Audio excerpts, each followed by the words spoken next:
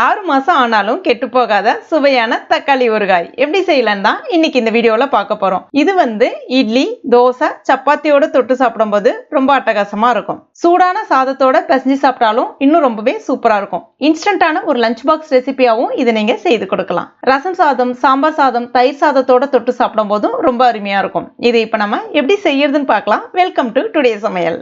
அதுக்கு நான் இன்னைக்கு 1 கிலோ தக்காளி பழம் எடுத்திருக்கேன். நல்ல பழுத்த தக்காளி பழமா எடுத்துக்கங்க. அதே சமயத்துல தக்காளி பழம் இந்த மாதிரி நீங்க அழுத்துனீங்கன்னா கொஞ்சம் கல்லு மாதிரி இருக்கணும். ரொம்ப உள்ள அந்த கொலன்னு சொல்லுவாங்க இல்லையா, அந்த மாதிரி இருக்கக்கூடாது. இப்போ இந்த தக்காளி பழத்தை 2 தடவை கழுவிட்டு தண்ணியில எடுத்து வச்சிருக்கேன். நீங்க ஃப்ரிட்ஜில் வச்சிருந்தீங்க அப்படின்னா இந்த மாதிரி தண்ணியில 1 மணி நேரத்துக்கு போட்டு வச்சுங்க. அந்த சில்னஸ் எல்லாமே நல்லா போயிடும். இப்போ இதுல இருக்கக்கூடிய தண்ணீரை நம்ம ஒரு சுத்தமான டவலை பயன்படுத்தி நல்லா தொடச்சு எடுத்துக்கலாம். இப்போ தொடச்சி எடுத்ததுக்கு அப்புறமா ஒரு அரை மணி நேரத்துக்கு இந்த தக்காளி பழம் அப்படியே வச்சிருங்க. அது மேல இருக்கக்கூடிய அந்த ஈரம் எல்லாமே நல்லா காயட்டும். அதுக்காக தான். அடுத்ததா இப்போ ஒரு தக்காளி பழம் எடுத்துக்கங்க. இது இப்போ 2 வெட்டிக்கலாம். இப்போ உள்ள அந்த காம்பு பகுதி இருக்கு இல்லையா, அந்த பகுதியை கத்தியை பயன்படுத்தி இந்த மாதிரி நீக்கிக்குங்க. அதே மாதிரி அடுத்த பகுதியும். இப்போ இந்த பாதியை 2 வெட்டிக்குங்க. அடுத்தது அந்த பாதியை 2 வெட்டிக்குங்க. மொத்தம் ஒரு தக்காளி பழத்தை 8 வெட்டிக்குங்க. அந்த சாறுலாம் அதிகமாக வெளிப்படாம உங்களுக்கு ஈஸியா கிடைக்கும். இப்போ இதை ஈரம் இல்லாத ஒரு பாத்திரத்துல சேர்த்துக்குங்க.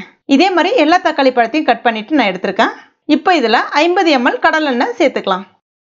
இந்த கிளாஸால 1/4 கிளாஸ் அளவுக்கு நான் கடலெண்ணெய் சேர்க்கிறேன். இப்போ இதை ஒரு முறை கலந்துட்டு ஸ்டவ் ஆன் பண்ணிக்கங்க. ஸ்டவ் மீடியம் ஃப்ளேம்ல வச்சுக்கங்க. ஒரு 5 நிமிஷம் நல்லா வேகட்டும்.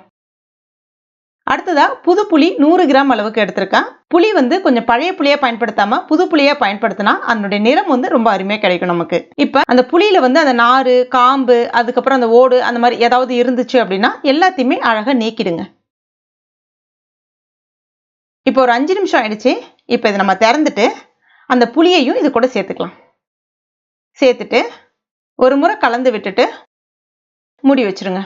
மறுபடியும் ஒரு 5 நிமிஷம் நல்லா வேகட்டும். அதுக்குள்ள நம்ம ஒரு பேன்ல 1 டேபிள் ஸ்பூன் வெந்தயம், 3 டேபிள் ஸ்பூன் கடுகு சேர்த்துக்குங்க. சேர்த்துட்டு மீடியம் ஃப்ளேம்ல வச்சுட்டு அந்த கடுகு நல்லா பொரிஞ்சு வரணும். வெந்தயம் நல்ல பொன்னிறமா சிவந்து வரணும். கடுகு பொரிஞ்சு வந்த பிறகு உங்களுக்கு வெண்மை நிறமா இந்த மாதிரி மாறி இருக்கும். இப்போ ஸ்டவ் ஆஃப் பண்ணிட்டு நல்லா ஆற வச்சுக்கோங்க. இப்போ இதுவும் ஒரு 5 நிமிஷம் ஆயிடுச்சு. இப்போ இதுல 1 கப் அளவுக்கு, அதாவது இந்த டம்ளரால 1 டம்ளர் அளவுக்கு கல்லுப்பு எடுத்திருக்கேன். இது சராசரியா 250 கிராம் அளவுக்கு இருக்கும். இப்போ இதையும் இது கூட சேர்த்துக்கலாம். மேக்சிமம் கல்லுப்பு பயன்படுத்துங்க. ஒரு முறை நல்லா கலந்து விட்டுங்க. இதுவே நீங்க டேபிள் சால்ட் பயன்படுத்த போறீங்கன்னா உப்பினுடைய அளவு குறைச்சிக்கங்க. ஏன்னா அது ரொம்ப கரிக்கும். கல்லுப்பு கரிக்காது. அதுக்காக தான். இப்போ மறுபடியும் இது ஒரு 5 நிமிஷம் நல்லா வேகட்டும். அந்த தக்காளி நல்லா குழஞ்சி வரணும். அந்த அளவுக்கு வேகணும். இப்போ பாருங்க நல்லா வெந்து வந்திருக்கு. இப்போ ஸ்டவ் ஆஃப் பண்ணிட்டு இது நல்லா நம்ம ஆற வச்சுக்கலாம். அடுத்ததா இந்த சைஸ்ல பூண்டு 3 எடுத்திருக்கேன். இது சராசரியா ஒரு 100 கிராம் அளவுக்கு பூண்டு இருக்கும். இப்போ இந்த பூண்டினுடைய தோலை நம்ம நீக்க வேணாம். ஜஸ்ட் அந்த பூண்டை நம்ம உடச்சி எடுத்துக்கிட்டா மட்டும் போதும். இந்த மாதிரி. அதுக்கு அடுத்ததா ஒரு ஈரம் இல்லாத மிக்ஸி ஜார்ல நம்ம ரெடி பண்ணி வச்சிருந்தோம் இல்லையா, அந்த வெந்தயம், கடுகு அதை சேர்த்துக்குங்க. சேர்த்துட்டு நல்ல நைஸான பவுடரா இந்த மாதிரி அரைச்சு எடுத்துங்க. இப்ப நம்ம ரெடி பண்ணி வச்சிருக்க அந்த பூண்டை இதுல சேர்த்துக்கலாம். சேர்த்துட்டு மறுபடியும் ஒரு 2 பல்ஸ் மட்டும் விட்டு எடுத்துங்க. ரொம்ப நேரம் ஓட விட்டுறாதீங்க, அப்புறம் தண்ணி ஆயிடும். இப்ப பாருங்க இந்த மாதிரி இருக்கணும். அங்கங்க கொரகொரப்பா தான் இருக்கும். அது பரவாயில்ல. இதை வேற ஒரு பவுலுக்கு மாத்தி வச்சுக்கலாம். அதுக்கு அடுத்ததான் இதே மிக்ஸி ஜார்ல நம்ம தக்காளி ரெடி பண்ணோம் இல்லையா, அது நல்லா ஆறி இருக்கு. அதை சேர்த்துக்கலாம். ஒரு 3 பேட்சா நான் இன்னைக்கு சேர்த்து அரைக்க போறேன். தண்ணிலாம் எதுவுமே சேர்க்கக்கூடாது. நல்ல நைஸாவே அரைச்சிக்கலாம். அப்பதான் அந்த தோல் எல்லாமே நல்லா அரைப்படும். இப்போ இதை ஈரம் இல்லாத ஒரு பவுல்ல சேர்த்துக்குங்க. அடுத்ததான் கடைசியா அந்த மிக்சியிலே கொஞ்சமா அந்த தக்காளி விழுது இருக்கட்டும். இப்போ இதுல 3/4 கப் மிளகாய் பொடி எடுத்திருக்கேன். அதாவது இந்த கிளாஸால 3/4 கிளாஸ் அளவுக்கு மிளகாய் பொடி எடுத்திருக்கேன். வெறும் மிளகாய் பொடி தான் இது. அதாவது தனி மிளகாய் பொடி கடையில கிடைக்கும் இல்லையா, அதுதான். நான் இது வீட்டிலே காஷ்மீரி மிளகாயும் சேர்த்து அரைச்சிருக்கேன். நல்லா ரெட்டிஷா இருக்கும். இது சராசரியா 200 கிராம் அளவுக்கு மிளகாய் பொடி. நீங்க கடையில வாங்கின மிளகாய் பொடி பயன்படுத்த போறீங்கன்னா 150 கிராம் சரியா இருக்கும். உங்க காரத்துக்கு ஏத்தவாறு நீங்க அதனுடைய அளவுகளை கூடவோ குறைக்கவோ இந்த இடத்துல செஞ்சுக்கலாம். இது நல்லா ஸ்பைசியாவே இருக்கும். நான் சேர்க்கறது இப்ப சேர்த்துட்டு தண்ணிலாம் எதுவும் சேர்க்காம இதை மட்டும் ஒரு பல்ஸ் விட்டு எடுத்துக்கங்க. இப்ப பாருங்க அரைச்சி எடுத்ததை நம்ம ஏற்கனவே அரைச்ச விழுதோட சேர்த்துக்கலாம். அதுக்கு அடுத்ததான் நம்ம அந்த வெந்தயம், கடுகெல்லாம் அரைச்சிருந்தோம் இல்லையா, அதையும் இப்ப இது கூட சேர்த்துக்கலாம். அடுத்ததா ஒரு பேன்ல இந்த கிளாஸால 1 கிளாஸ் அளவுக்கு எண்ணெய் கடலெண்ணெய் சேர்க்கிறேன். இது சராசரியா 250 ml அளவுக்கு இருக்கும். வேணும்னா நீங்க நல்லெண்ணெயும் பயன்படுத்திக்கலாம். எண்ணெய் காஞ்ச பிறகு 1 டீஸ்பூன் கடுகு, 1/2 டீஸ்பூன் வெந்தயம், 2 டீஸ்பூன் கடலைப்பருப்பு. உங்களுக்கு கடலைப்பருப்பு சேர்க்க விருப்பம் இல்லைன்னா நீங்க தவிர்த்திடலாம். இது எல்லாமே பொரிஞ்சு வந்த பிறகு 6 வரமிளகாவை உடைச்சு விட்டுட்டு சேர்த்துக்குங்க. கூடவே 1 கைப்பிடி அளவுக்கு பூண்டு தட்டிட்டு சேர்த்துக்குங்க. அதாவது தோலோட ஒரு முறை நல்லா தட்டிட்டு அதுக்கப்புறமா சேர்த்துங்க.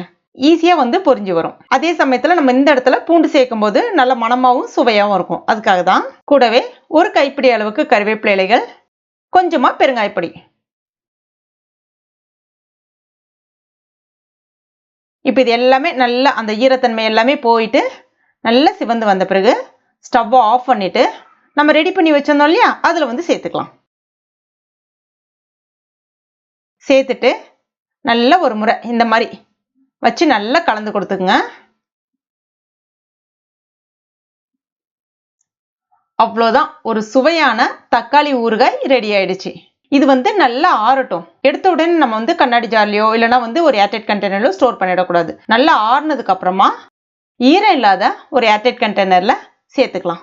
இதனுடைய டெக்ஸ்சர் பாருங்க எவ்வளோ அருமையா இருக்கு பாருங்க, சூப்பரா இருக்கும். என்னடா இவ்வளோ எண்ணெய் பயன்படுத்திருக்குமே அப்படின்னு நீங்க நினைக்கவே வேண்டாம். இது நம்ம ஒரே நாள்லயே சாப்பிட போறது கிடையாது. டெய்லி கொஞ்சம் கொஞ்சம் தான் சாப்பிட போறோம். கிட்டத்தட்ட இது 6 மாசம் வரைக்கும் வரும்.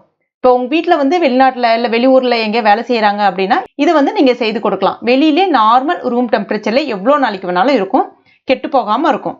சூடான சாதத்தோட பிசைஞ்சு சாப்பிடலாம், இல்லைன்னா இட்லி தோசை சப்பாத்தியோட தொட்டு சாப்பிட்டீங்கன்னா அவ்வளோ ஒரு அட்டகாசமா இருக்கும். அந்த மாதிரி எந்த சாதத்துக்கு வேணாலும் நல்ல ஒரு சைட் டிஷ்ஷாவும் இருக்கும். அப்புறம் காலையில அவசர நேரத்துல நம்மளால லஞ்ச் பாக்ஸ் ரெடி பண்ண முடியலன்னா சாதத்தோட பிசைஞ்சு ஒரு கப்ல நீங்க க்ளோஸ் பண்ணிட்டீங்கன்னா ஒரு அருமையான தக்காளி சாதமும் ரெடி ஆயிடும் இன்ஸ்டன்டா. அவ்வளோ டேஸ்டா இருக்கும். கண்டிப்பா ட்ரை பண்ணி பாருங்க. ட்ரை பண்ணிட்டு மறக்காம எனக்கு கமெண்ட் பண்ணுங்க. இந்த வீடியோ உங்களுக்கு பிடிச்சிருந்தா லைக் பண்ணுங்க.